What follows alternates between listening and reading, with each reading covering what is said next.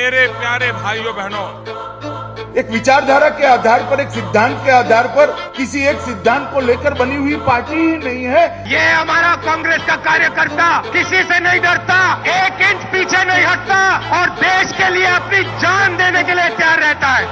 मेरे जैसा इंसान जिसने लैपटॉप बांटे हों, लैपटॉप दे दिए हों 18 लाख। ये मैदान काफी बड़ा था, लेकिन बीएसपी के लिए ये मैदान काफी छोटा है। हमारे यहाँ का आदमी नाराज बहुत जल्दी हो जाता है, लेकिन नाराज होने के बाद 2 मिनट नहीं लगाता, उसके दिल में गहराई में झांक कर देखोगे तो हमारे देश का सबसे गरीब आदमी भी बहुत बड़ा दिल रखता है।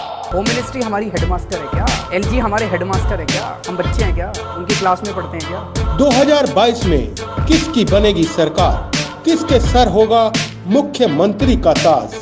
दर्पण न्यूज लेकर आ रहा है अपना विशेष कार्यक्रम चुनाव चक्र। नमस्कार, मैं राजकुमार उप्पल चुनाव चक्र महासंग्राम 2022 में आपका स्वागत करता हूं और इस समय हमारे साथ स्टूडियो में मौजूद हैं आलमगीर और आमिर भाई आलू वाले, जो पीस पार्टी से आगरा दक्षिण से प्रत्याशी हैं। आइए इनसे जानते हैं कि वो किस प्रकार से उनको समर्थन मिल रहा है जनता का और किस प्रकार के वादे लेकर वो जनता के बीच जा रहे हैं। आलमगीर भाई, आपका बहुत बहुत स्वागत है हमारे स्टूडियो में। तो मैं सबसे पहले जानना चाहूँगा, आप आगरा दक्षिण से चुनाव लड़ रहे हैं। कुछ समय पहले तक आप कांग्रेस में थे, शायद 20-22 साल तक आपने कांग्रेस की सेवा भी की। फिर अचानक ऐसा क्या हुआ कि कांग्रेस से मोह भंग हो गया और आपको पीस पार्टी का दामन थामना पड़ा? अस्सलाम वालेकुम, आदाब, नमस्कार। कांग्रेस पार्टी ने मेरा आवेदन 88 पे था और मुझे 1 साल पहले प्रदेश अध्यक्ष श्री अजय कुमार लल्लू जी ने आदेश कर दिया था कि आप जाइए और अपनी तैयारी कीजिए, आपको हम विधानसभा चुनाव लड़ाएंगे। लेकिन मैं आपको बता दूं कि हमारे एक दलित भाई अरुण वाल्मीकि जी की पुलिस कस्टडी में मृत्यु हो जाती है और वो दलित भी हमारे भाई हैं, मुझे कोई ऐतराज नहीं है, सब हमारे अपने हैं। तो अरुण वाल्मीकि जी के लिए प्रियंका जी आती हैं, 30 लाख रुपए का चेक देके जाती है, बहुत अच्छी बात है। बहन जी भी भेजती हैं, अखिलेश यादव जी भी भेजते हैं, भाजपा पार्टी भी भेजती है। बड़ी खुशी हुई कि चलो पार्टियों ने हमारे एक दलित भाई की मदद की। उसके 24 घंटे में कासगंज में एक पुलिस कस्टडी में एक लड़का 21 साल का अल्ताफ की मौत हो जाती है। मैं उनके घर पे गया, उनके पिताजी से और वो उनकी बुआ से मेरी बात हुई। मैंने उनको पूछा कि क्या बात थी। उन्होंने बताया कि भाई शाम को मेरा बेटा मगरिब की नमाज के बाद दस्तरखान पे बैठा हुआ था, पुलिस ने कहा पूछताछ के लिए लेके जाना है। मैंने खुशी भेज दिया। फिर मेरे को सीधा पोस्टमार्टम गृह से ये खबर आई कि आप पोस्टमार्टम गृह आ जाइए, आपका बेटा खत्म हो गया है। तो मैंने ये बात अपनी प्रियंका दीदी के सामने रखी, प्रदेश अध्यक्ष जी से कही कि देखिए आप जाइए तो मुस्लिम समाज का हमको रुझान मिलेगा। उन्होंने मेरी बात कोई सुनी नहीं, वो कोई भी गए नहीं, कोई भी पार्टी का आदमी गया नहीं। आपको कहीं ना कहीं लगा कि मुस्लिमों की हितैषी नहीं है कांग्रेस? नहीं है। तो बातें तो होती हैं, कांग्रेस भी करती है, समाजवादी पार्टी भी करती है, AIM भी करती है ओवैसी की। तो फिर ये और भी तो दल हैं जो मुस्लिमों की बातें करते हैं।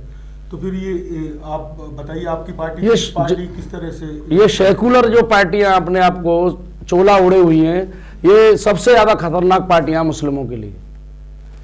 क्योंकि अगर इनके लिए दर्द होता तो ये वहां पैसा नहीं देते, लेकिन इनको जाना चाहिए था। सेकुलर पार्टियों का स्टैंड क्लियर नहीं है। जो सेकुलर पार्टियों के जो उम्मीदवार आगरा में उतारे हैं, आगरा दक्षिण पर, देखो ये कहा जाता है कि जितनी जिसकी भागीदारी उतनी उसकी हिस्सेदारी। उस फार्मूले के आधार पर आज ये मुस्लिम बहुल सीट है आगरा दक्षिण। करीब 1 लाख मुस्लिम मतदाता हैं, 1 लाख से ऊपर मुस्लिम मतदाता हैं।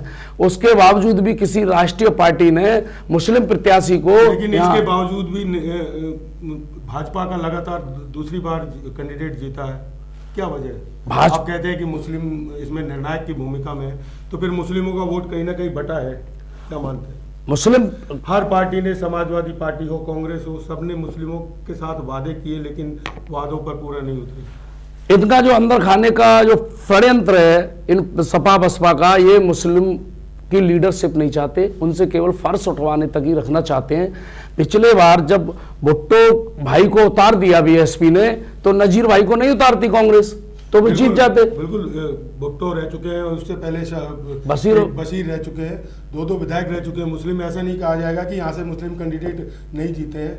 हाँ, लेकिन वो कहीं ना कहीं मुस्लिम बट गया है, क्या मानते हैं आप इसे? मुस्लिम बटा नहीं है। जब मुस्लिम प्रत्याशी 4 हो जाते हैं तो वो कंफ्यूजन हो जाता है उसको, क्योंकि देखिए ये जहर जो है जातिवादी का, जाति से अब गोत्रों में पहुंच गया है कि मैं उस्मानी, मैं कुरैशी, मैं सलवानी, जैसे परमार साहब, चौहान साहब, सिकरवार साहब। तो इस तरीके से वो वोट डिवाइड हो जाता है। अब ये पहली बार मौका था, अगर कोई राष्ट्रीय पार्टी मुस्लिम प्रत्याशी को उतार देती तो अब तक तो जीत हार का फैसला हो चुका होता, लेकिन ये नहीं चाहते हैं कि कोई भी यहाँ से मुस्लिम विधायक हो। हमारे जो राष्ट्रीय अध्यक्ष है मोहम्मद डॉक्टर अयूब साहब, उनका फंडा है राष्ट्रीय एकता जिंदाबाद, हिंदू मुस्लिम साथ चलेगा, एकता का राज चलेगा।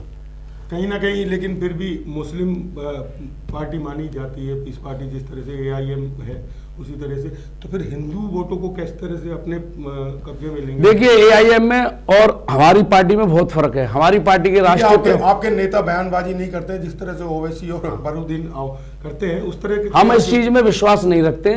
हम तो हमारे सर्व समाज को साथ लेके चलते हैं।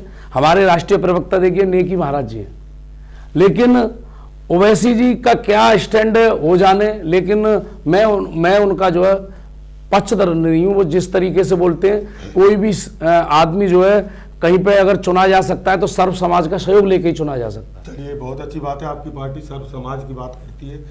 तो फिलहाल आपको क्या लगता है, आप जन समर्थन किस तरह का मिल रहा है? आप जाते हैं जनसंपर्क के लिए, क्या लग रहा है आपको क्षेत्र में?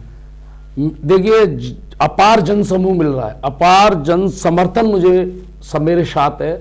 आप जाइए, सिंगल मुस्लिम प्रत्याशी अब मुस्लिम समाज में यह है कि हमारे डॉक्टर मोहम्मद अयूब साहब की पार्टी है और हमारा कैंडिडेट भी हमारा है और हमारा वोट भी हमारा है।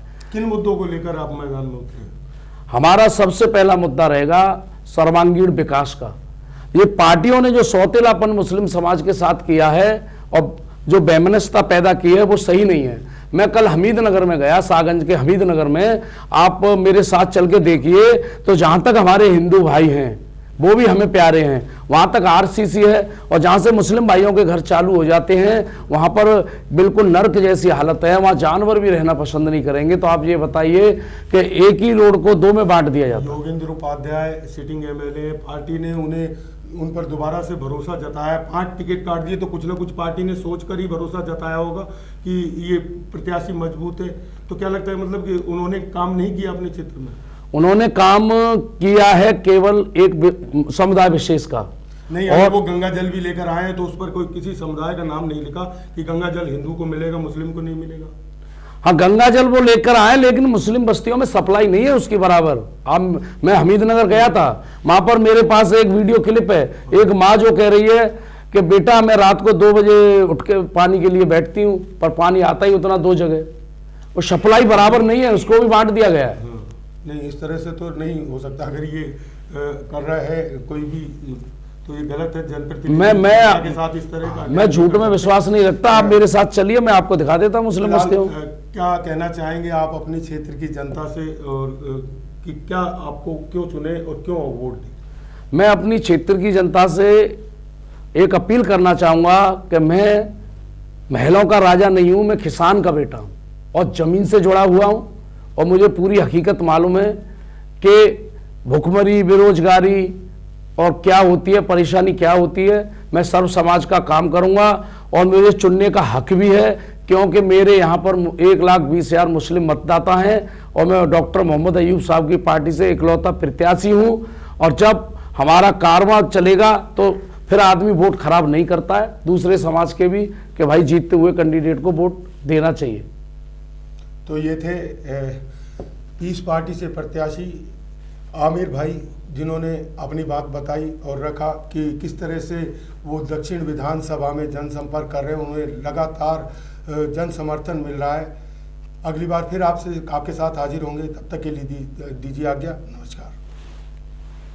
मेरे प्यारे भाइयों बहनों, एक विचारधारा के आधार पर, एक सिद्धांत के आधार पर किसी एक सिद्धांत को लेकर बनी हुई पार्टी ही नहीं है। ये हमारा कांग्रेस का कार्यकर्ता किसी से नहीं डरता, एक इंच पीछे नहीं हटता और देश के लिए अपनी जान देने के लिए तैयार रहता है। मेरे जैसा इंसान जिसने लैपटॉप बांटे हों, लैपटॉप दे दिए हों 18 लाख। ये मैदान काफी बड़ा था, लेकिन बीएसपी के लिए ये मैदान काफी छोटा है। हमारे यहाँ का आदमी नाराज बहुत जल्दी हो जाता है, लेकिन नाराज होने के बाद 2 मिनट नहीं लगाता। उसकी दिल में गहराई में झांक कर देखोगे तो हमारे देश का सबसे गरीब आदमी भी बहुत बड़ा दिल रखता है।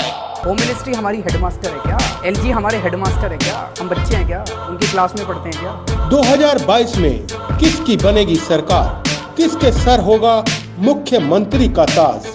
दर्पण न्यूज लेकर आ रहा है अपना विशेष कार्यक्रम चुनाव चक्र।